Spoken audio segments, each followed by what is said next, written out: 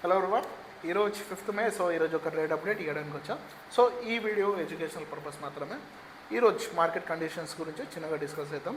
Either bank Nifty, Nifty 50, Sensex ఈ మూడింటి ఒక బిహేవియర్ ఈరోజు ఏ విధంగా ఉంటే, ఫస్ట్ గ్యాప్ డౌన్లో ఓపెన్ అయింది. ఓపెన్ అయిన తర్వాత ఇమీడియట్ సపోర్ట్ తీసుకొని మళ్ళీ పైకి వచ్చింది. సో ఈరోజు చూసుకుంటే మాక్సిమం మేము మార్నింగే ఎక్స్పెక్ట్ చేసినాం ఫస్ట్ హాఫ్ కొంచెం సైడ్ వేస్ అయ్యే ఛాన్సెస్ ఉందని.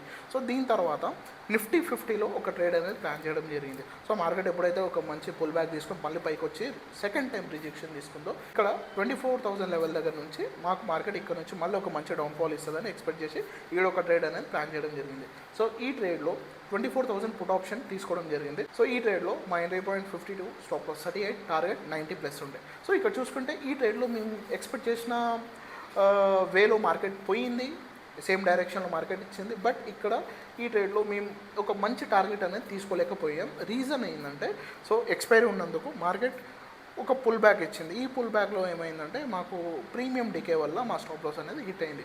సెకండ్ మళ్ళీ సేమ్ రీ ఎంట్రీ తీసుకోవడం జరిగింది, సేమ్ ట్రేడ్. ఎందుకంటే ఆ ట్రేడ్లో మెయిన్ చార్ట్లో మాకు స్టాప్ లాస్ హిట్ కావాలి, జస్ట్ ప్రీమియంలో స్టాప్ లాస్ హిట్ అయింది కాబట్టి మళ్ళీ రీ ఎంట్రీ తీసుకున్నాం. ఇంతకుముందు వచ్చిన లాస్ అనేది కవర్ చేసి మేము ఐదర్ కాస్ట్ టు కాస్ట్లో లేదా స్లైట్ కొంచెం ప్రాఫిట్లో క్లోజ్ చేయడం జరిగింది ఈ ట్రేడ్ని కూడా. సో ఒకవేళ మీరు కూడా ఎవరైనా ప్రాక్టికల్ ట్రేడింగ్ సెషన్స్లో అటెండ్ అవ్వాలనుకున్నా, నేర్చుకోవాలని అనుకుంటే మా ఇన్స్టిట్యూట్ విజిట్ అవ్వండి. RS stock market trading institute, behind Ashim enterprises, new town, Mahabubnagar. Thank you.